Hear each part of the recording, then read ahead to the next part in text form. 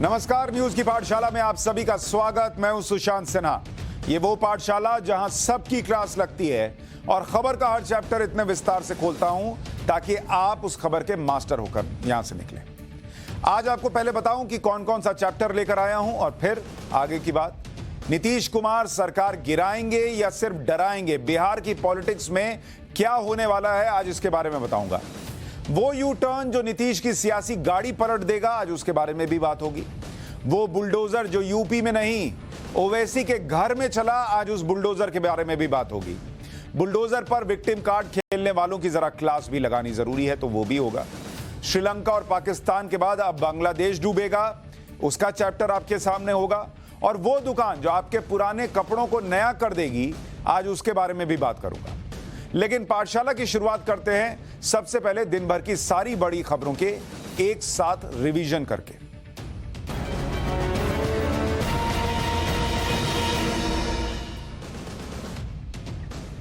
ज्ञानवापी मामला एक बार फिर सुप्रीम कोर्ट में है। ज्ञानवापी मस्जिद के परिसर में जिस आकृति को शिवलिंग बताया गया, उसकी प्रकृति जानने के लिए एक कमेटी गठित करने की मांग की गई है। इसे लेकर सुप्रीम कोर्ट में याचिका डाली गई है। याचिका में मांग की गई है कि सुप्रीम कोर्ट या तो हाईकोर्ट के रिटायर्ड जज की अध्यक्षता में इसकी कमेटी बनाए और यह होना चाहिए। महाराष्ट्र में कल कैबिनेट विस्तार हो सकता है। 10 अगस्त से विधानसभा का सत्र शुरू होने वाला है, उससे पहले ही कैबिनेट का विस्तार किया जा सकता है। मंगलवार को 15 मंत्रियों को शपथ दिलाई जा सकती है। बीजेपी खेमे से 8 विधायक और शिंदे गुट से 7 विधायकों को मंत्री पद की शपथ दिलाई जा सकती है, कहा जा रहा है। 30 जून को एकनाथ शिंदे ने सीएम पद और देवेंद्र फडणवीस ने डिप्टी सीएम पद की शपथ ली थी। तब से यही दोनों मिलकर महाराष्ट्र सरकार चला रहे हैं। शिवसेना सांसद संजय राउत को आज भी कोर्ट से राहत नहीं मिली है। कोर्ट ने संजय राउत की न्यायिक हिरासत को 22 अगस्त तक के लिए बढ़ा दिया है। पतरा चौल मनी लॉन्ड्रिंग मामले में ईडी की जांच का सामना कर रहे संजय राउत की हिरासत को कोर्ट ने तीसरी बार बढ़ाया है। शनिवार को संजय राउत की पत्नी वर्षा राउत ने भी ईडी ने 9 घंटे तक पूछताछ की थी। अब तक की पूछताछ में ईडी ने कई अहम जानकारियां मिलने का दावा किया है। उपराष्ट्रपति वेंकैया नायडू को आज संसद में विदाई दी गई। पीएम मोदी ने कहा कि वेंकैया नायडू देश के युवाओं और सांसदों के लिए प्रेरणा है। वेंकैया नायडू के वन लाइनर्स, विट लाइनर और विन लाइनर रहे हैं। पीएम ने वेंकैया नायडू ने यह साबित कर दिया कि अगर बात कहने की कला हो और दिल में भावनाएं हो तो भाषा और क्षेत्र कभी दीवार नहीं बन सकते, ये बात भी कही।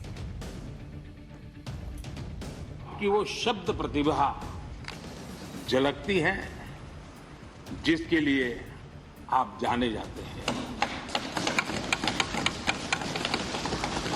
आपके वन लाइनर्स,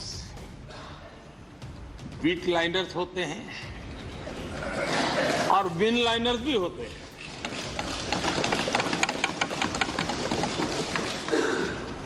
यानी उसके बाद कुछ और कहने की जरूरत ही नहीं रह जाती।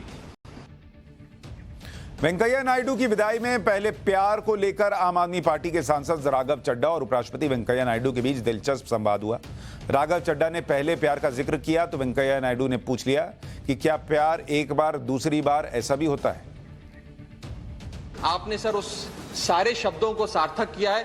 मैं आपको अपना सफल कार्यकाल समाप्त करने पर बहुत बहुत बधाई देता हूं। राघव, मेरे ख्याल से प्यार एक ही होता है ना, एक बार दूसरी बार फिर ऐसा होता है नहीं ना, पहला प्यार ही होता है। मैं इतना अनुभवी नहीं हूं सर, अभी जीवन में इतना अनुभव नहीं हुआ, लेकिन अच्छा होता है सर, जितना समझाया है सर। हाँ, पहला प्यार अच्छा होता है, वही प्यार हमेशा रहना है जिंदगी भर। बिहार में बीजेपी जेडीयू के गठबंधन टूटने और नीतीश के आरजेडी के साथ जाने की अटकलों के बीच बैठकों का दौर तेज हो गया है। कल सुबह 11 बजे जेडीयू ने बैठक बुलाई है। आरजेडी भी अलग से कल सुबह 11 बजे बैठक करेगी। इसी बीच उप मुख्यमंत्री तारा किशोर प्रसाद के घर पर बीजेपी नेताओं की आज शाम बैठक हुई। बिहार कांग्रेस ने भी बैठक की है।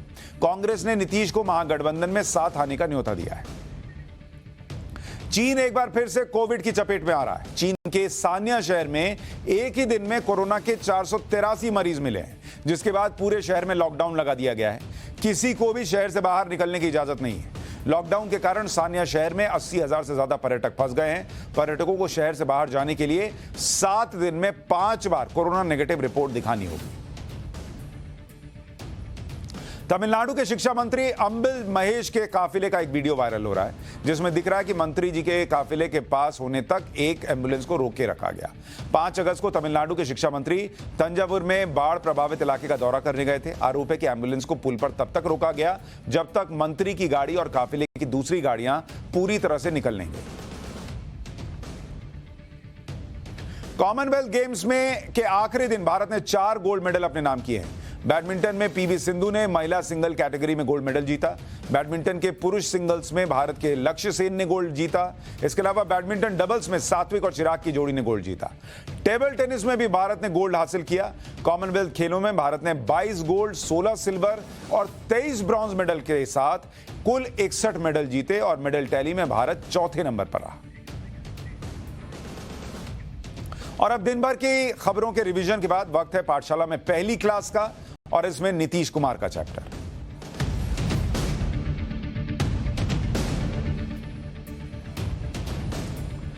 बिहार में क्या सरकार गिरने वाली है? क्या नीतीश कुमार आरजेडी के साथ जाने वाले हैं? क्या वो बीजेपी से एक तरीके से सियासी तलाक लेने वाले हैं? ऐसी तमाम अटकलें जो हैं वो इस वक्त चल रही हैं।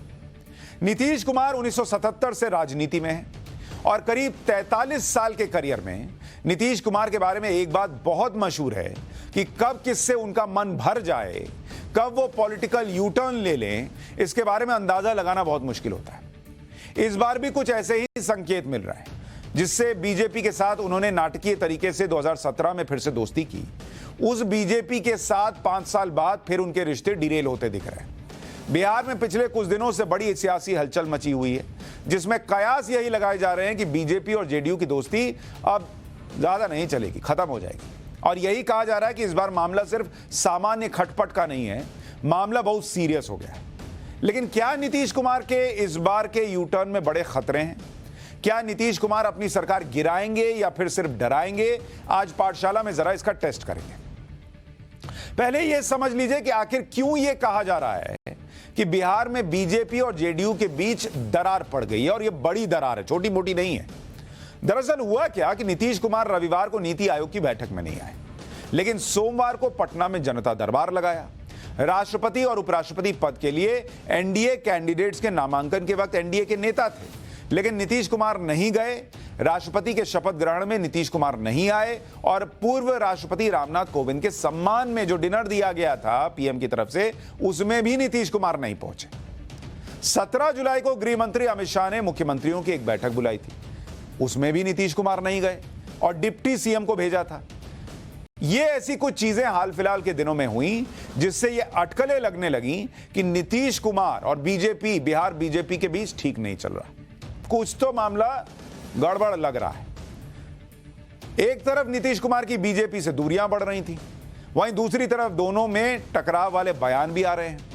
कुछ दिन पहले पटना में बीजेपी कार्यकारिणी की बैठक में अमित शाह ने कहा कि बीजेपी 2024 का लोकसभा चुनाव और 2025 का विधानसभा चुनाव जेडीयू के साथ गठबंधन में लड़ेगी। लेकिन जेडीयू के राष्ट्रीय अध्यक्ष लल्लन सिंह ने कह दिया कि जेडीयू चुनाव के लिए अपनी तैयारी कर रही है, और अभी यह क्लियर ही नहीं है कि अगला चुनाव जेडीयू बीजेपी के साथ लड़ेगी भी या नहीं लड़ेगी। तो अमित शाह कुछ कह रहे हैं, लल्लन सिंह कुछ कह रहे हैं। जेडीयू छोड़ने वाले नेता आरसीपी सिंह ने दावा किया कि अमित शाह ने उन्हें कहा था कि जेडीयू से आरसीपी सिंह ही मोदी सरकार में मंत्री बने। इस पर जेडीयू के राष्ट्रीय अध्यक्ष ललन सिंह ने कहा कि जेडीयू की तरफ से कौन मंत्री होगा, यह बीजेपी को तय करने का अधिकार कैसे हो सकता है। यहां भी तल्खी दिख गई दोनों के बीच में। बीजेपी और जेडीयू के बीच मतभेद काफी वक्त से चल रहा है। जेडीयू ने मोदी सरकार में मंत्री रहे आरसीपी सिंह को फिर से राज्यसभा नहीं भेजा, जबकि आरसीपी सिंह मतलब समझिए कि नीतीश कुमार की परछाई, और उनको दोबारा राज्यसभा नहीं भेजा गया, जिससे मोदी सरकार में उनका मंत्री पद चला गया। जेडीयू ने ऐसा इसलिए किया क्योंकि जेडीयू को लगता है कि आरसीपी सिंह अब बीजेपी के करीबी हो गए। इसके अलावा नीतीश कुमार ने फिर से जाति जनगणना की मांग शुरू कर दी थी, जिसके लिए मोदी सरकार तैयार नहीं है। इसके अलावा नीतीश कुमार ने यह भी कह दिया था कि किसी तरह के धर्मांतरण विरोधी कानून की जरूरत ही नहीं है। जब अमित शाह ने कहा था कि कोरोना खत्म होने के बाद देश में सीए लागू होगा, तो नीतीश कुमार ने कहा कि उन्हें ज्यादा चिंता है कि कोरोना से जान कैसे बचाई जाए। तो अनुमान तो चल रही है, एकदम सेट मामला नहीं है, लेकिन अब कहा जा रहा है कि मामला और ज्यादा गड़बड़ा गया है। बीजेपी और जेडीयू के बीच टकराव का नया राउंड आरसीपी सिंह के मुद्दे पर ही शुरू हुआ। आरसीपी सिंह जेडीयू के कोटे से मोदी सरकार में मंत्री थे, लेकिन राज्यसभा में उनका कार्यकाल खत्म हुआ तो जेडीयू ने दोबारा राज्यसभा भेजा नहीं, मंत्री पद चला गया। इसके बाद कुछ दिन पहले आरसीपी सिंह पर भ्रष्टाचार के आरोप लगाए गए और जेडीयू ने इस पर उनसे जवाब मांगा। इसके जवाब में आरसीपी सिंह ने जेडीयू से इस्तीफा ही दे दिया कि लो रखो, इस्तीफा रख लो, जवाब नहीं देंगे, इस्तीफा देता हूं। उन्होंने जेडीयू को डूबता जहाज बता दिया और नीतीश कुमार पर सीधे हमले किए। आरसीपी सिंह ने कहा कि नीतीश कुमार 7 जन्म में कभी पीएम बन ही नहीं पाएंगे। मैं कैसे ऐसे लोगों के साथ रहूंगा? और वैसे भी आप जरा देख लीजिए, ये तो बिल्कुल डूबता हुआ जहाज है। मैं तो अपने सब वर्करों से कहूंगा कि जहां काम होना है वहां चलो, अपने साथ रहो मजबूती से। नीतीश कुमार क्या प्रधानमंत्री बनना चाहते हैं? 7 जन्म में नहीं बनेंगे, 7 जन्म में बोल रहा हूँ, ये जन्म तो छोड़ दीजिए। नीतीश कुमार क्या प्रधानमंत्री बनना चाहते हैं? 7 जन्म में नहीं बनेंगे, 7 जन्म में बोल रहा हूँ, ये जन्म तो छोड़ दीजिए। ये वो आरसीपी सिंह हैं जो नीतीश कुमार की परछाई रहे हैं और वो आज इतने तल्ख हो गए कि वो ये कह रहे हैं कि ये जन्म तो छोड़ दीजिए, 7 जन्म में नीतीश कुमार प्राइम मिनिस्टर नहीं बन सकते। इस बीच जेडीयू ने संकेत दिए हैं कि आरसीपी सिंह के बहाने महाराष्ट्र जैसा खेल बिहार में भी होने वाला था। महाराष्ट्र ने जैसे एकनाथ शिंदे ने शिवसेना का खेल किया, वैसी ही आरसीपी बिहार में जेडीयू के साथ कर सकते थे। जेडीयू की तरफ से यह भी कहा गया कि बिहार में नीतीश कुमार के साथ साजिश हो रही है। बिहार में चिराग मॉडल 2 चल रहा है। नीतीश कुमार जी के हम पूरी पार्टी नीतीश कुमार जी का आभारी है कि उन्होंने ऐसे षड्यंत्र करने वाले लोगों को पहचान लिया और जहाज मरम्मत करके एकदम ठीक कर दिया। वो जहाज दौड़ेगा। नीतीश कुमार जी के खिलाफ षड्यंत्र हुआ, साजिश हुई और उस साजिश का परिणाम है 43 पर पहुंचना। और उस षड्यंत्र के प्रति अब हम सब लोग नीतीश कुमार जी के नेतृत्व में सतर्क हैं। कोई षड्यंत्र यहां चलने वाला नहीं है। एक मॉडल इस्तेमाल किया गया था 2020 के विधानसभा के चुनाव में, चिराग मॉडल, और दूसरा चिराग मॉडल तैयार किया जा रहा था। लेकिन कभी अगर होगा आगे तब बताएंगे कि षड्यंत्र कहां हुआ और कैसे कैसे हुआ।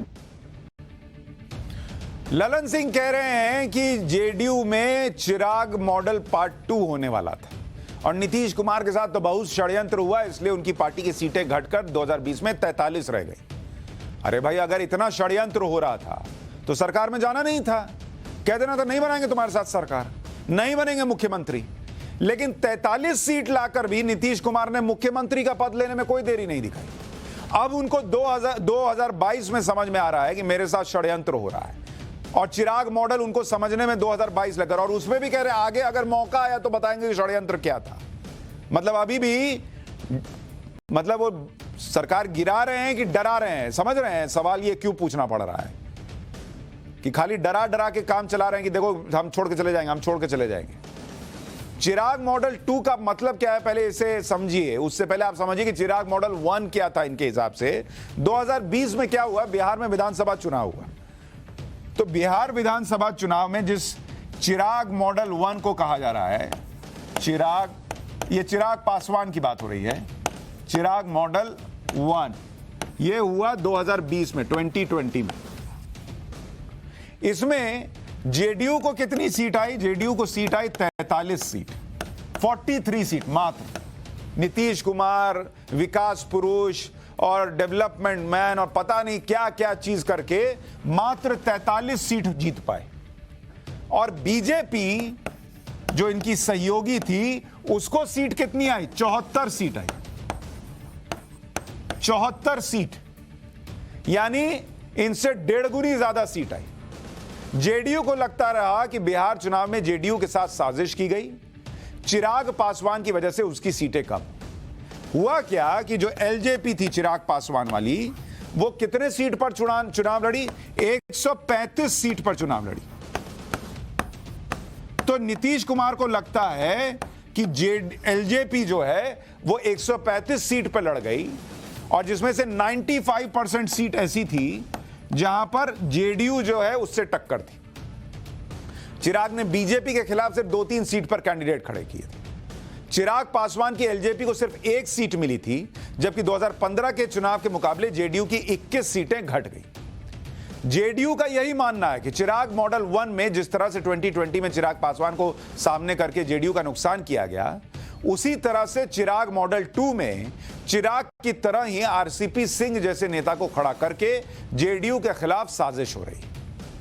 अब कोई पहले तो नीतीश कुमार से यह पूछे कि आप इतने बड़े विकास पुरुष हैं और ये एलजेपी जैसी पार्टी जिसको 1 सीट मिली, उस एक सीट लाने वाली पार्टी ने उसमें इतना दम था, इतना दम कि वो आपको घटाकर 43 सीट पर ले आई।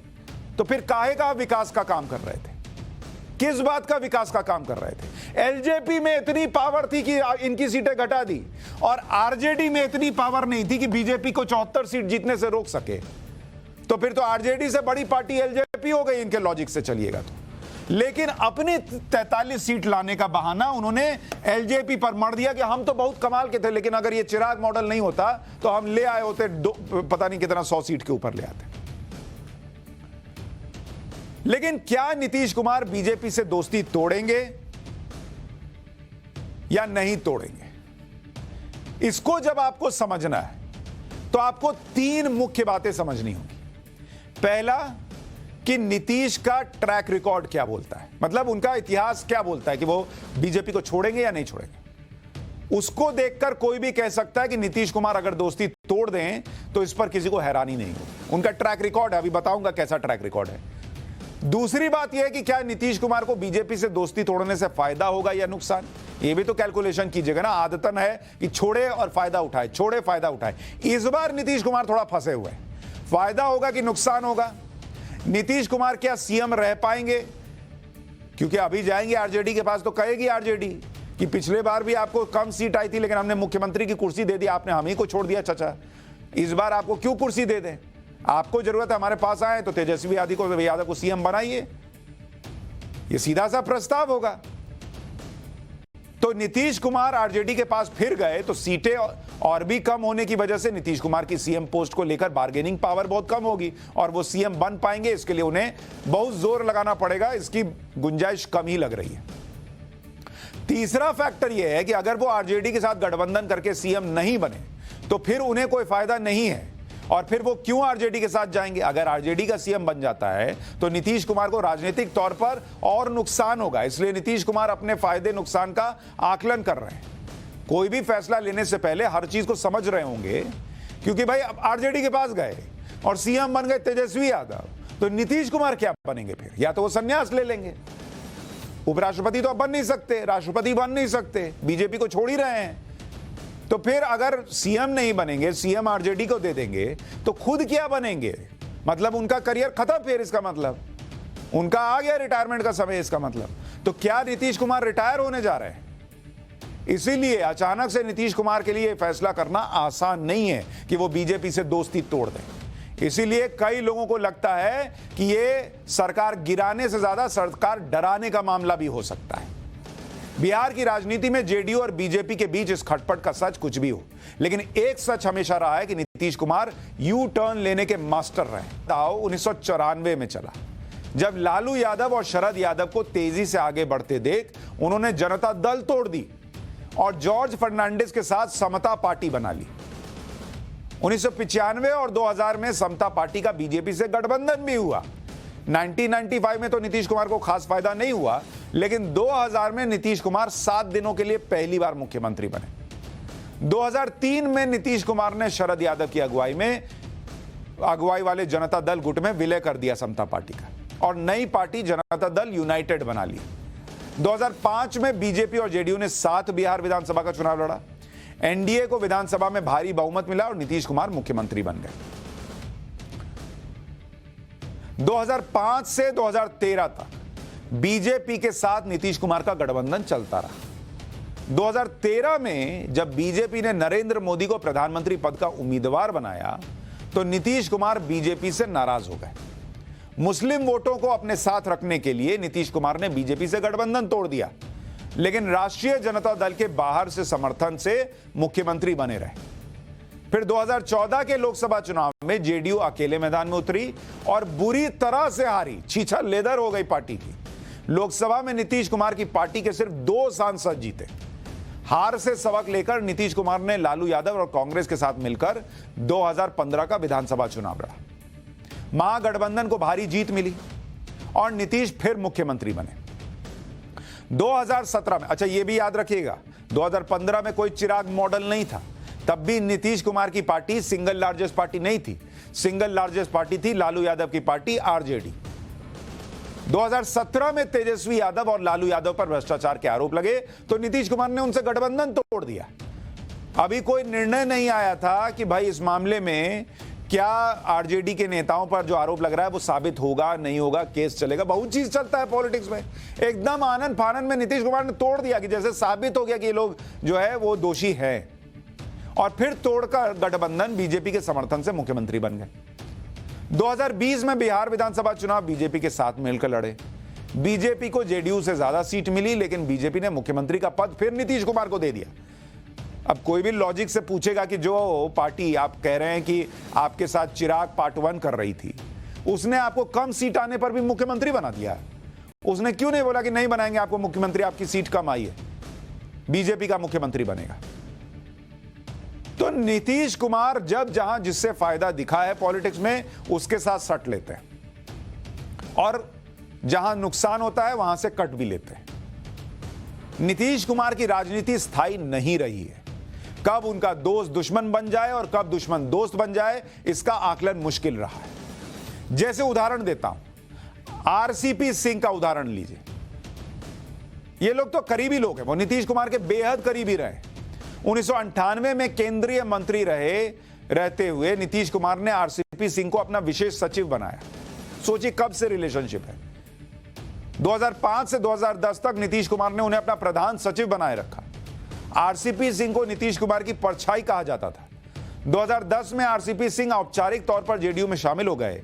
पार्टी में शामिल होने के तुरंत बाद नीतीश कुमार ने उन्हें राज्यसभा भेज दिया, लेकिन अब आरसीपी सिंह नीतीश कुमार के सियासी दुश्मन हो गए।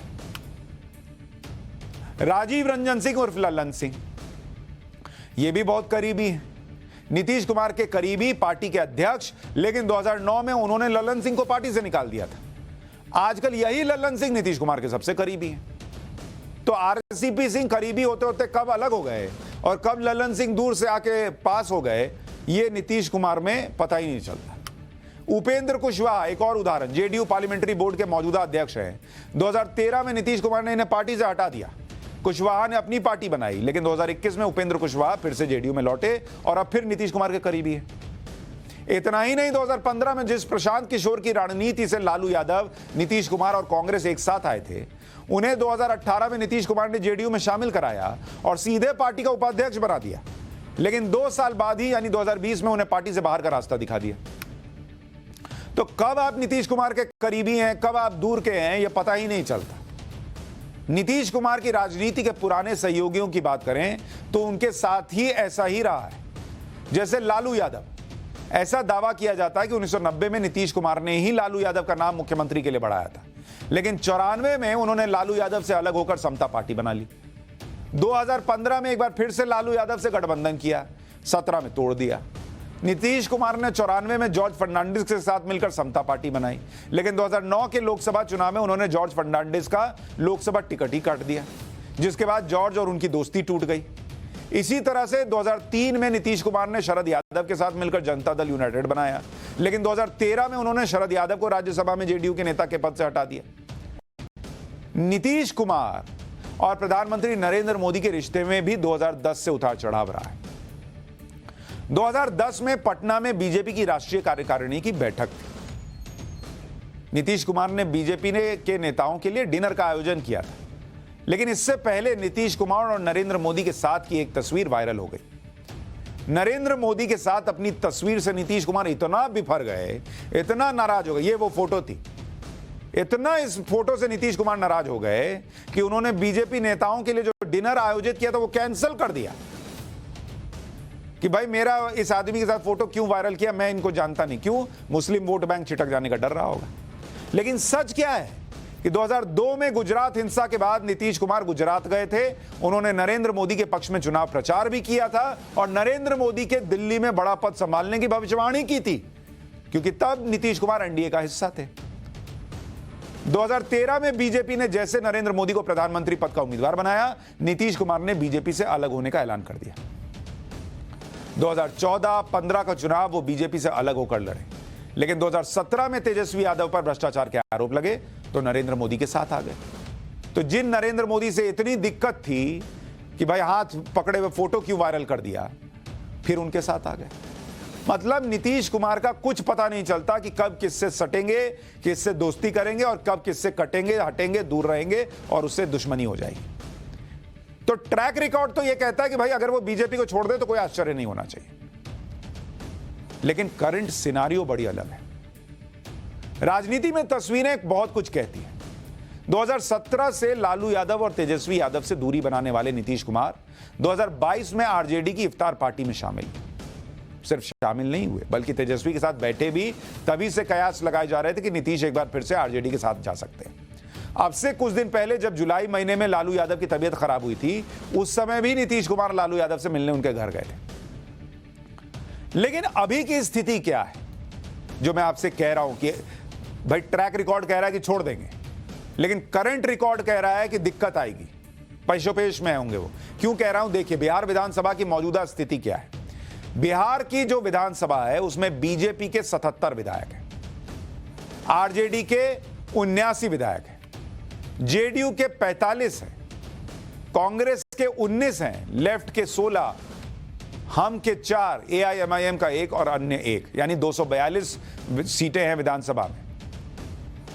अनंत सिंह के अयोग्य होने से 1 सीट खाली है। बिहार में नीतीश कुमार सरकार का मौजूदा नंबर गेम क्या है? अगर आप इसको समझने बैठिएगा तो समझिए बिहार की स्थिति क्या है। बिहार का नंबर गेम, क्योंकि अगर नीतीश कुमार को बीजेपी को छोड़ना है तो नंबर भी तो चाहिए बॉस। तो अभी स्थिति क्या है? बीजेपी है 77,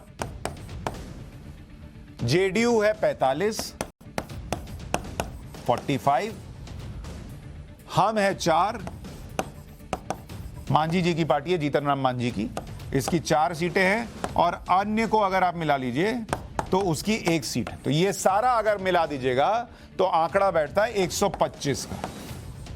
तो 122 चाहिए बहुमत के लिए, उससे 3 विधायक ज्यादा है। अब अगर नीतीश कुमार आरजेडी के साथ मिलकर सरकार बनाएंगे तो नंबर गेम क्या रहने वाला है? इसमें देखिए आरजेडी के पास कितनी सीट है? आरजेडी के पास, इनके पास है 79 सीट।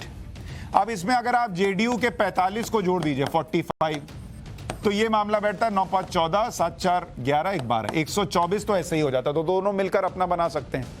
अब इसमें अगर आप चाहें तो लेफ्ट के 16 को भी जोड़ सकते हैं, वो भी आ जाएंगे इनके साथ, और कांग्रेस के 19 विधायक हैं तो कांग्रेस भी जुड़ सकती है। तो अगर ये सबको जोड़ दीजिएगा तो ये वाला जो आंकड़ा बैठता है, ये बैठता है 159 का। तो सरकार बनने में दिक्कत नहीं है अगर ये आरजेडी के साथ चले जाए। ये 127 है, माफ कीजिएगा 127। आप ये भी देखिए कि बीजेपी और जेडीयू बिहार में कैसे परफॉर्मेंस देती रही हैं, जरा आप इसको समझिए। अगर मैं आपको बीजेपी और जेडीयू का परफॉर्मेंस दिखाऊं बिहार के अंदर, तो इसको देखिए। 2005 में बीजेपी को कितनी सीट आई थी? 55 सीट, और जेडीयू को कितनी सीट आई थी? 88 सीट आई थी। ये 2005 विधानसभा चुनाव का बता रहा हूं। साल 2010 में जेडीयू को सीटें आई 115 और बीजेपी की सीटें जो हैं वो बढ़कर 91 हो गई। तो बीजेपी के लिए मैसिव जंप था, लेकिन एक बार की सरकार और सुशासन के नाम पर जेडीयू की सीटें भी बढ़ी। फिर आया 2015 का साल, 2015। इस बार जेडीयू की सीटें घटकर हो गई 71 और बीजेपी की सीटें घटकर हो गई 53। ये वो साल है जब बीजेपी अलग लड़ी और जेडीयू महागठबंधन के साथ लड़ी थी, आरजेडी के साथ मिलकर लड़ी थी। तो आरजेडी के साथ मिलकर लड़ने में जेडीयू की सीटें घट गई। तो ये नुकसान भी आरजेडी के साथ जाना जेडीयू को नुकसान करता है, ये 2015 में साबित हो चुका है। फिर आया साल 2020 फिर बीजेपी के साथ मिलकर लड़े। इस बार बीजेपी की सीटें बढ़कर 74 हो गई और जेडीयू की सीटें जो हैं वो घटकर 43 रह गई, 43। तो अगर आप देखेंगे तो जेडीयू की सीटें बीजेपी के साथ बढ़ी थी, 88 से 115 पर गए, आरजेडी के साथ आने पर घट गई थी और फिर उसके बाद जो नुकसान हुआ उससे वो उबर नहीं पाए और 43 सीट पर आकर रह गए। ये यू टर्न का नुकसान है, क्योंकि लोगों के दिमाग में था कि ये भाई साहब आरजेडी के साथ गए थे और फिर अब छोड़कर बीजेपी के साथ गए और अभी 45 और 77 का आंकड़ा है। अब आप देखिए एक चीज कि नीतीश कुमार को उनके लिए दिक्कत क्या क्या है अगर वो चले जाते हैं अभी ऐसी परिस्थिति में। दिक्कत ये है कि अगर वो, पहली बात तो कि आरजेडी के नंबर ज्यादा हैं, तो सीएम जो है, सीएम पद आरजेडी को चाहिए होगी। भाई वो कहेंगे ना, भाई हम आपको एक बार तो आपको बना के देख चुके, इस बार आपको जरूरत है, आप मेरे पास आ रहे हैं, आपकी सीटें 43 हैं, कहां हम 79 सीट पर हैं, 45 माफ कीजिएगा, 45 सीट जेडीयू की और कहां 79। तो हम कैसे मैच हो रहे हैं, हम तो बहुत आगे हैं और एक बार तो आपको सीएम पद दिया था, आप छोड़ के चले गए थे, इस बार हमको बनने दीजिए। तो सीएम पद अगर आरजेडी के पास गया तो नीतीश कुमार क्या करेंगे, फिर तो रिटायरमेंट जैसा है, मना नहीं कर पाएंगे। तो जेडीयू क्या हासिल करेगी अगर वो आरजेडी के साथ जाती है। दूसरी बात कि जेडीयू का नुकसान होगा अगर वो आरजेडी के साथ जाते हैं, क्योंकि जो उनका काडर है वो ये पूछेगा कि इस बार आप, पिछले बार तो चलिए आप गए, आपको मुख्यमंत्री बनाया, इस बार अगर आप मुख्यमंत्री नहीं बनेंगे तो आपको क्या मिल रहा है, क्या हासिल हो रहा है। तो हो सकता है अगले चुनाव में जेडीयू जो है वो 43 से और नीचे आ जाए और आरजेडी कॉम्प्रोमाइज कर लेगी सीएम पद की कुर्सी पर, इसकी संभावना कम लगती है। तो इसलिए अभी बिहार में क्या होगा कहना मुश्किल है। ट्रैक रिकॉर्ड कुछ कह रहा है, करंट सिनेरियो कुछ कह रहा है, लेकिन सरकार गिराने और सिर्फ डराने के बीच की कहानी अभी चल रही है। अपडेट देता रहूंगा। पाठशाला में अब उस बुलडोजर का चैप्टर जिसने बुलडोजर विरोधियों का पूरा एजेंडा चूर चूर कर दिया।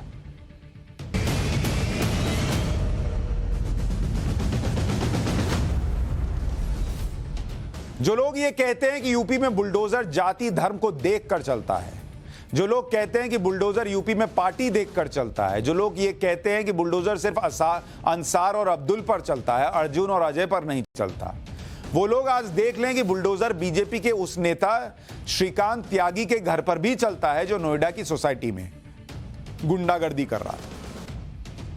ये उस सोसाइटी की तस्वीर है।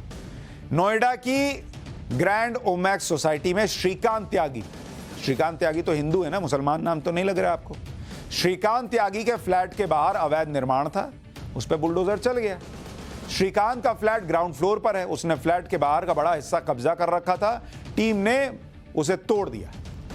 त्यागी ने फ्लैट में जाने के लिए सोसाइटी के बेसमेंट से सीढ़ी बनवा रखी थी। उसने सोसाइटी के कॉमन एरिया में अपना कंस्ट्रक्शन कर लिया था। उसने फ्लैट के बाहर के एरिया में पेड़ पौधे लगाकर उस जगह को भी घेर लिया था। इस पूरे अवैध निर्माण पर पहले हथौड़ा चला, फिर बुलडोजर से एक्शन हो गया।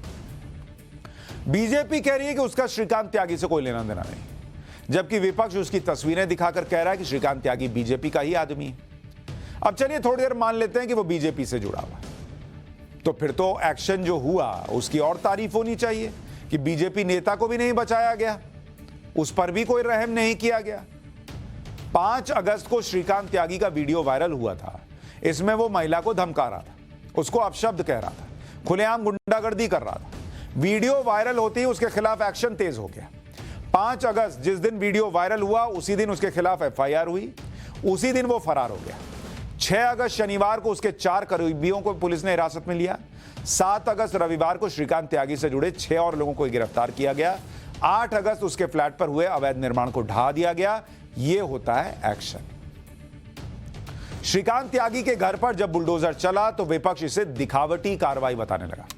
प्रियंका वाड्रा ने ट्वीट किया कि क्या इतने सालों से भाजपा सरकार को नहीं पता था कि नोएडा के भाजपा नेता का निर्माण अवैध है, बुलडोजर कार्रवाई दिखावटी है। इन सवालों के जवाब से सरकार बच रही है। एक महिला के साथ खुलेआम अभद्रता व 10-15 गुंडे भेजकर महिलाओं को धमकाने की हिम्मत उसे कौन दे रहा है? कौन है जो उसको बचाता है? शिवसेना सांसद प्रियंका चतुर्वेदी ने तो यह तक कह दिया कि किसी भी जाति धर्म पर बुलडोजर जस्टिस नहीं होना चाहिए। सुनिए प्रियंका चतुर्वेदी का बयान। उसकी गिरफ्तारी ना होने की वजह सबसे बड़ी ये है क्योंकि वो भारतीय जनता पार्टी से जुड़े हुए हैं। भारतीय जनता पार्टी का छोटे से छोटा नेता, बड़े से बड़ा नेता, वो पुलिस की चुंगल से निकल जाता है। वो कितनी भी बदतमीजी कर ले महिलाओं से, उनके साथ दुर्व्यवहार कर ले, पर भारतीय जनता पार्टी की पूरी संरक्षण उनको मिलती है। आज बुलडोजर उनके घर पे चलाना, मैं मानती हूँ कोई भी जाति, कोई धर्म पे बुलडोजर जस्टिस नहीं होना चाहिए। प्रियंका चतुर्वेदी ने खुद ही बुलडोजर एक्शन को धर्म और जाति से जोड़ दिया, जबकि यह मामला धर्म और जाति का तो है ही नहीं। यह मामला अवैध निर्माण का है, जिसके खिलाफ यह पूरी लड़ाई थी। और सिर्फ बुलडोजर ही नहीं चला, श्रीकांत के घर पर बुलडोजर चला तो विपक्ष इसे दिखावटी कार्रवाई बता रहा था, लेकिन यह कहा जा रहा था कि श्रीकांत त्यागी के खिलाफ एक्शन ही नहीं होगा। ये पहले कह रहे थे क्योंकि वो बीजेपी नेता है। ताबड़तोड़ एक्शन हुआ। त्यागी को पकड़ने के लिए 25,000 का इनाम रखा गया है। शुरू में उसके खिलाफ धारा 354 यानी किसी महिला पर हमला करना के तहत केस दर्ज हुआ था। उसके बाद श्रीकांत के खिलाफ कई धाराओं को जोड़ा गया। धारा 323 जोड़ी गई यानी जानबूझकर चोट पहुंचाना, धारा 504 यानी शांति भंग करने के इरादे से जानबूझकर अपमान करना, धारा 506 भी लगा दी गई यानी धमकी देना, और धारा 447 लगाई गई गैरकानूनी तरीके से प्रवेश करना। गुंडों पर लगने वाला गैंगस्टर एक्ट भी लगा दिया गया। मामले में लापरवाही बरतने के आरोप में थाना प्रभारी समेत 6 पुलिसकर्मियों को सस्पेंड कर दिया गया है। त्यागी की अवैध संपत्तियों की जांच हो रही है। त्यागी की 5 गाड़ियों को जब्त कर लिया गया है। एक गाड़ी जिस पर यूपी सरकार का स्टिकर लगा था, उस मामले में अलग से एफआईआर दर्ज की गई है। त्यागी की कई दुकानें हैं जहां इनकम टैक्स, जीएसटी और नोएडा अथॉरिटी की टीम ने जांच की है। मतलब ऊपरी कार्रवाई होती तो इतना करने की थोड़ी जरूरत पड़ती। कहते एफआईआर हो गई, निकल लिए। कंस्ट्रक्शन भी तोड़ दिया, अवैध कंस्ट्रक्शन, और उसके बाद जो है वहां पर कार्रवाई भी कर दी और गैंगस्टर एक्ट भी लगा दिया। श्रीकांत त्यागी को पकड़ने के लिए पुलिस ने 8 टीमें बनाई, लेकिन वो अभी पकड़ा नहीं जा सका है। उसने सीधे नोएडा की सूरजपुर कोर्ट में सरेंडर करने के लिए एप्लीकेशन लगाई है। कोर्ट ने सरेंडर के लिए 10 अगस्त की तारीख दी है, लेकिन हमें यह भी बात ध्यान रखनी चाहिए कि अगर वो पुलिस की गिरफ्त में नहीं आ रहा है और सीधे कोर्ट में सरेंडर करता है तो यह भी कहा जा सकता है कि उस पर एक्शन के डर से उसने सरेंडर किया। श्रीकांत त्यागी के मामले में साबित कर दिया गया है कि जो भी अपराधी है, जो भी अपराध करते हैं, उन पर सभी पर एक्शन होता है और बुलडोजर सिर्फ अवैध निर्माण पर चलता है। ऐसा नहीं है कि किसी के कानूनी निर्माण या किसी को घर जो है वो तोड़ दिया गया। श्रीकांत का भी घर नहीं तोड़ा है, उसके घर के बाहर जो कंस्ट्रक्शन था, अवैध था, वो तोड़ा गया है। अब आप याद कीजिए कि इसी नोएडा में जहां श्रीकांत त्यागी का मामला हुआ, उसी नोएडा में कुछ महीने पहले कई फार्म हाउस के अवैध निर्माणों को तोड़ा गया था। नोएडा में ही अवैध तरीके से बनाए गए 62 फार्म हाउस पर बुलडोजर चला था। 55 करोड़ की कीमत की 1.45 लाख वर्ग मीटर जमीन पर अवैध कब्जा हटाया गया था। इसी तरह से दिल्ली में ओखला के मदनपुर खादर में यूपी सिंचाई विभाग की 1200 वर्ग मीटर की जमीन पर बुलडोजर चला था। यह जमीन रोहिंग्या और बांग्लादेशियों ने कब्जा करके रखी हुई थी। आप याद कीजिए, इसी साल जब प्रयागराज हिंसा के मुख्य आरोपी जावेद मोहम्मद के घर पर बुलडोजर चला था, तब कितना हंगामा हुआ था। बुलडोजर से अवैध निर्माण को गिरा दिया गया था। इस पर 12 जून 2022 को असदुद्दीन ओवैसी ने आरोप लगाया था कि मुसलमान होना ही अपराध है। आफरीन फातिमा का घर तोड़ा गया, टेनी का घर क्यों सुरक्षित है। ओवैसी ने यह भी कहा कि यूपी के सीएम इलाहाबाद हाईकोर्ट के चीफ जस्टिस की तरह बर्ताव कर रहे हैं, वो चाहें तो किसी का भी घर ध्वस्त कर सकते हैं। ओवैसी ने कहा कि अदालतों में ताला लगा दिया जाए, जब सीएम तय करेंगे कि मुजरिम कौन है तो कोर्ट की क्या जरूरत है। ओवैसी ने यह भी आरोप लगाया कि एक समुदाय के घरों पर बुलडोजर चलाकर संविधान को कमजोर किया जा रहा है। एक बार ओवैसी के वो बयान सुनिए, फिर आगे की बात करता हूं। अजय टेनी का घर नहीं तोड़ते, आफरीन फातिमा का घर तोड़ते। बताओ भेदभाव कौन कर रहा है। अजय का घर है तो नहीं तोड़ा जाएगा, फातिमा का घर है तो तोड़ा जाएगा। ये कौन सा इंसाफ है, ये कौन सा इंसाफ है बताओ आप। उसका नाम अजय है तो घर नहीं टूटेगा। अब कोई ओवैसी से पूछे कि इतना जो आंखों में गर्मजोशी भर के और कह रहे थे उसका नाम अजय है तो उसका घर नहीं टूटेगा, तो उसका तो नाम श्रीकांत है, घर टूट गया। वो 62 जो फार्म हाउस तोड़े गए उसमें भी कई अजय, श्रीकांत और फलाना ढिमकाना हिंदू नाम थे। तब तो आपको ने जाकर किसी को नहीं बताया। और ये भाई साहब इस देश में खड़े होकर सबसे ज्यादा संविधान की दुहाई देते हैं, जो खुद दिन रात मुसलमान से ऊपर नहीं जाते, वो दूसरे को हिंदू और मुसलमान क्या होता है ये सिखा रहे हैं। ओवैसी जिस जावेद मोहम्मद के घर पर बुलडोजर चलाने का विरोध कर रहे थे, उस मामले के बारे में भी थोड़ा आपको याद दिला दूं। इस मामले में बुलडोजर कार्रवाई के खिलाफ जमीयते उलमाए हिंद ने सुप्रीम कोर्ट में याचिका दी थी। याचिका में यह मांग की गई थी कि वैसे आरोपियों के खिलाफ डिमोलिशन की कार्रवाई न करें जिन्हें हाल में दंगा और हिंसा मामले में आरोपी बनाया गया है। सुप्रीम कोर्ट में यूपी सरकार ने अपना पक्ष रखा था, कहा था कि बुलडोजर की कार्रवाई कानून के मुताबिक हुई है। इस मामले में सुप्रीम कोर्ट अलग अलग राज्यों में बुलडोजर की कार्रवाई पर रोक लगाने से इनकार कर चुका है। सुप्रीम कोर्ट ने कहा कि इस तरह का आदेश कैसे पारित कर सकते हैं कि कहीं बुलडोजर नहीं चलेगा। यदि कोई अवैध कंस्ट्रक्शन है तो कानून के तहत कार्रवाई करने से हम अथॉरिटी को नहीं रोक सकते। तो बताइए कोर्ट में कौन गया था? असदुद्दीन ओवैसी से कोई पूछे कौन गया था कोर्ट के अंदर? जिसका घर टूटा वो नहीं गया। ये लोग जाते हैं, जमीयते उलमाए हिंद और कोई और जाते हैं कि देखिए जज साहब उसका घर तोड़ दिया। अब कोई पूछे ओवैसी से कि श्रीकांत के मामले में जाएंगे कोर्ट में कि श्रीकांत त्यागी का घर तोड़ दिया? भाई आप ही ना सेक्युलर, दूसरा तो चलिए मान लिया कम्युनल है, आप बहुत सेक्युलर है ना, आप तो बैरिस्टर हैं, वकील हैं, जाइए कोर्ट में श्रीकांत के लिए लड़ने कि उसका कैसे तोड़ दिया। और वो तो छोड़िए बॉस, मैं आपको दिखाता हूं सच्चाई क्या है। ओवैसी के घर यानी हैदराबाद की एक मस्जिद की बात आपको बताता हूं।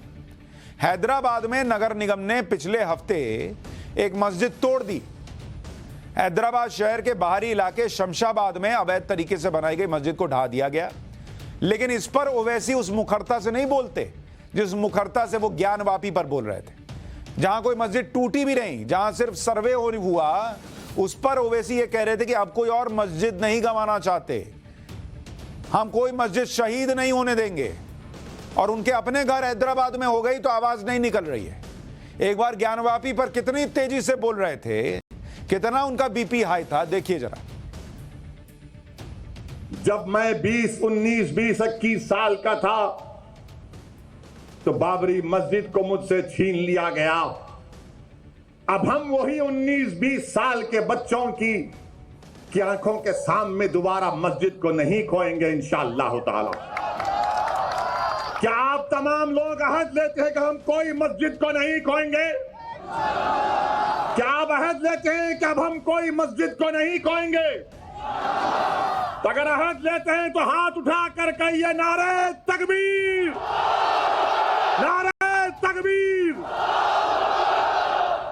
इनको पैगाम मिलना चाहिए, मस्जिद को अब हम नहीं खोएंगे।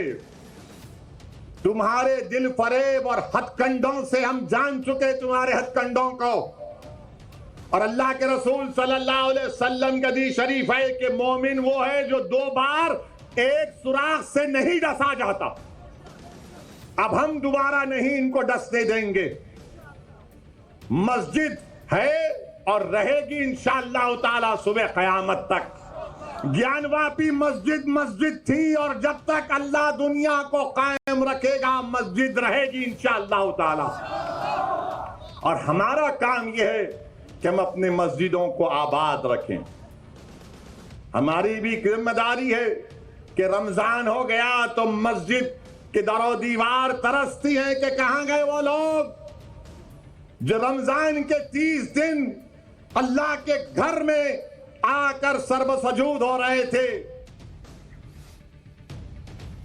देखिए कितने जोश से ओवैसी बता रहे थे कि अब कोई मस्जिद नहीं खोएंगे, लेकिन उसमें एक वो साइलेंट शब्द था शायद कि अब हम यूपी में कोई मस्जिद नहीं खोएंगे, हैदराबाद में खो सकते हैं।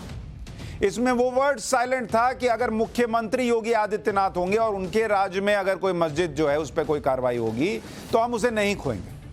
लेकिन अगर मुख्यमंत्री इनका दोस्त, इनके दोस्ती कहे जाते हैं ना केसीआर, उनके राज्य में होगा तो ये चुपचाप बैठेंगे। हाँ, विरोध के लिए कोई जाएगा, इनका नेता थोड़ा बहुत करेगा, जब मस्जिद टूट जाएगी तब जाएगा। यहां सर्वे में भी हंगामा करेंगे, वहां मस्जिद के मलबे के पास जाकर प्रदर्शन करेंगे और कहेंगे कि देखो मस्जिद तोड़ दी। अरे पहले जाना था ना भाई। आपको एक और बात बताता हूं, इस पर भी बहुत ध्यान देने की जरूरत है। नोएडा में श्रीकांत त्यागी की गुंडागर्दी पर एक्शन होता है तो कोई उसे सपोर्ट करने नहीं आता, कोई उसे बचाने नहीं आता। सब एक्शन का सपोर्ट करते हैं, भले ही उसकी जाति कोई हो, भले ही उसका धर्म कोई हो, भले ही उसकी पार्टी कोई हो। लेकिन यही बात हर जगह अप्लाई क्यों नहीं होती? दिल्ली का एक मामला उदाहरण के तौर पर लीजिए। एनआईए ने शनिवार को दिल्ली के बाटला हाउस से मोहसिन अहमद नाम का एक संदिग्ध आतंकवादी पकड़ा था, जिसके आईएसआईएस से कनेक्शन होने की बात है। इस मोहसिन अहमद के नाम पर राजनीति शुरू हो गई। तुरंत विक्टिम कार्ड निकल कर आ गया। आम आदमी पार्टी के विधायक अमानतुल्लाह खान ने संदिग्ध आईएसआईएस आतंकी मोहसिन अहमद की गिरफ्तारी को गलत बता दिया। अमानतुल्लाह खान ने कहा कि मोहसिन बेकसूर, उसका किसी भी असामाजिक तत्व के साथ कोई संबंध नहीं रहा। यह उनका ट्वीट आपको दिखा रहा हूं। यह भाई साहब ने जो दिल्ली में दंगे हुए थे उसमें जो वो पकड़ा गया था, जिसकी छत से एसिड की बोतलें निकली थी और गुलेल निकली थी और पत्थर निकले थे, ताहिर हुसैन, उसके लिए भी यही कहा था कि ये भी बहुत मासूम है, इसको फंसा दिया गया। कोर्ट ने क्या कहा ताहिर हुसैन के बारे में वो आपको बता चुका हूं कि उसने तो पूरी साजिश जो है वो उसमें भी उसका रोल था। अब ये आए हैं इसको निर्दोष बताने। बीजेपी और आरएसएस वाले आईएसआईएस के नाम पर मुस्लिम समुदाय को बदनाम करने की कोशिश कर रहे हैं। आईएसआईएस से कनेक्शन निकलने का आरोप लग रहा है और आपको सिर्फ उसका धर्म दिख रहा है कि नाम क्या है। नाम मोहसिन हो गया तो आगे तुरंत बचाने, नाम ताहिर हो गया तो आगे बचाने। संदिग्ध आतंकवादी मोहसिन बिहार में पटना के दीघा इलाके का रहने वाला है। एनआईए को मिली जानकारी के मुताबिक मोहसिन दिल्ली में रहकर आईएसआईएस के लिए फंड जुटाता था, क्रिप्टो करेंसी के जरिए सीरिया और दूसरे देशों में भेजता था। एनआईए को उसके पास से कुछ सामग्री भी मिली है। साथ ही मोहसिन के कई आईएसआईएस व्हाट्सएप ग्रुप का मेंबर होने की भी जानकारी है। एनआईए के मुताबिक मोहसिन आईएसआईएस का सक्रिय आतंकी है। मैं बस इतना कह रहा हूं कि जांच हो जाने दीजिए, अदालत से फैसला आ जाने दीजिए। इतनी हड़बड़ी क्या है उसको निर्दोष साबित करने की? आतंक के मामले में भी विक्टिम कार्ड। आज दिल्ली की अदालत ने उसे 16 अगस्त तक एनआईए की कस्टडी में भेज दिया है। तो इसलिए आपको ये चीजें दिखाता हूं कि ये लोग जो कहते हैं कि देश में सेक्युलरिज्म यही लोग बचा कर रखते हैं, इनका सेक्युलरिज्म कहां आकर ठप से गिर के खत्म हो जाता है वो आपको नजर आना चाहिए। पाठशाला में अब गजबे है का चैप्टर।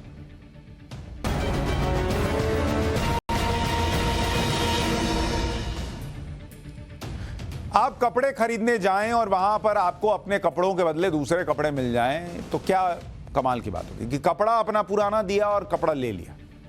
थाईलैंड में क्लोथ स्वैपिंग कॉन्सेप्ट की शुरुआत की गई। तेजी से बदलते फैशन ट्रेंड्स के कारण कपड़ों की बर्बादी रोकने के लिए बैंकॉक में क्लोथ स्वैपिंग सेंटर खोला गया, जहां पर ग्राहक अपने पुराने कपड़े रख सकते हैं। इन कपड़ों के बदले ग्राहकों को क्रेडिट मिलता है, जिसका इस्तेमाल वो दूसरे सेकेंड हैंड क्लोथ्स खरीदने में कर सकते हैं। क्लोथ स्वैपिंग सेंटर के मालिक का कहना है कि इसका मकसद लोगों को बाय लेस यूज वेल के सिद्धांत के बारे में जागरूक करना है। फैशन इंडस्ट्री के कारण काफी ज्यादा ग्रीन हाउस गैसों का उत्सर्जन होता है, जिसका क्लाइमेट पर नेगेटिव असर पड़ता है। क्लोथ स्वैपिंग का असर यह होगा कि अगर किसी का कोई कपड़ा आपको पसंद आता है और जिसके लिए आपको अपना ही पुराना कपड़ा देना होगा, तो कोई नया कपड़ा खरीदने की जरूरत नहीं पड़ेगी। तो यानी पुराना कपड़ा दिया, और ऐसा नहीं है कि दूसरे का आपको फटा हुआ मिल जाएगा, वहां भी एक क्वालिटी रहेगी कि आपने अपना पुराना दिया, आपके मतलब कहने के लिए अकाउंट में क्रेडिट मतलब उतना आपके पास नंबर या पॉइंट्स आ गए और उतने पॉइंट का आप दूसरा कपड़ा ले सकते। अब ये नहीं कि अपना 1000 रुपए का कपड़ा दिया, किसी का 50,000 का ले लिया, मैचिंग करता हुआ, तो एक कपड़ा कई बार इस्तेमाल हो रहा है तो बर्बादी भी नहीं होगा। तो बाय लेस यूज वेल। पाठशाला में अब वीडियो ब्रेकिंग का चैप्टर।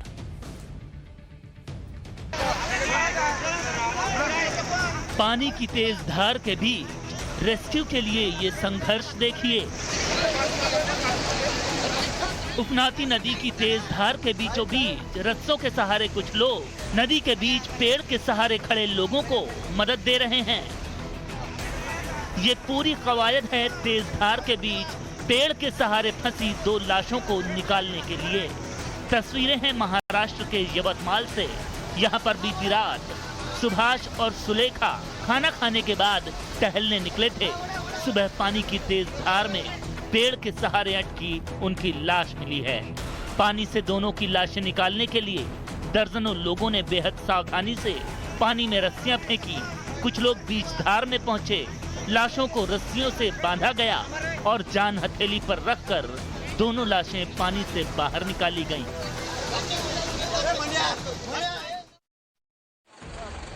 नदी में तैरती इन लग्जरी कारों को देखिए। ये तस्वीर एमपी के खरगोन जिले की है। पानी इन गाड़ियों को बहा ले जाने के लिए बेताब है। इस नदी को देखिए, नाम तो सुखड़ी है लेकिन उफान इतना भयानक कि किसी की भी रूह कांप जाए। इंदौर के लोग पिकनिक मनाने खरगोन पहुंचे थे। सैलानी नदी किनारे कारें खड़ी कर मौज मस्ती कर रहे थे, तभी नदी में सैलाब आ गया। सैलाब ने किसी को संभलने का मौका नहीं दिया। जान बचाने के लिए सैलानी गाड़ियों को छोड़कर भाग खड़े हुए। वहीं मदद के लिए ग्रामीण दौड़ पड़े। ट्रैक्टर और रस्सी की मदद से गाड़ियों को नदी से बाहर निकाला। राहत की बात यह रही कि इस घटना में कोई हताहत नहीं हुआ।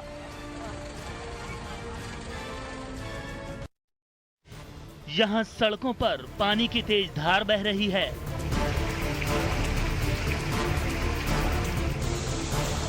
घरों में पानी ने कब्जा जमा लिया है।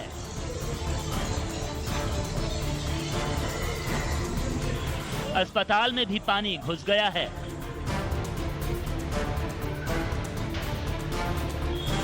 यहाँ आसमान से इतनी बारिश हुई कि पूरा शहर पानी पानी हो गया।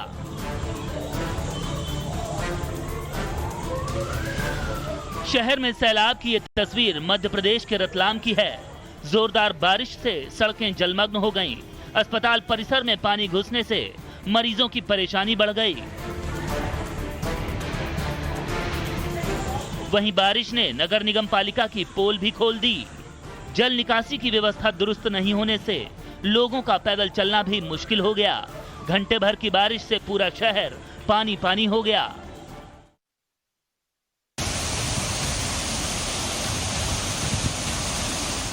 यहाँ कुदरत का कोहराम है।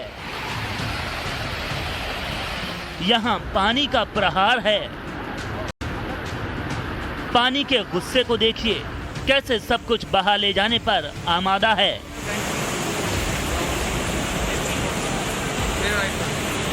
जल प्रलय का यह खौफनाक मंजर चंबा का है। यहाँ बादल जबरदस्त तबाही मचा रहा है। पहाड़ियों पर भारी बारिश से सैलाब आ गया। पहाड़ियों से पानी और मलबा तेजी से नीचे आने लगा। पानी के रास्ते में जो आया तिनके की तरह बह गया। सैलाब में कई घरों को नुकसान पहुंचा है, जबकि पेड़ पौधे पानी में बह गए। सड़कों को भी नुकसान पहुंचा है। इस हादसे में किसी के हताहत होने की खबर नहीं है।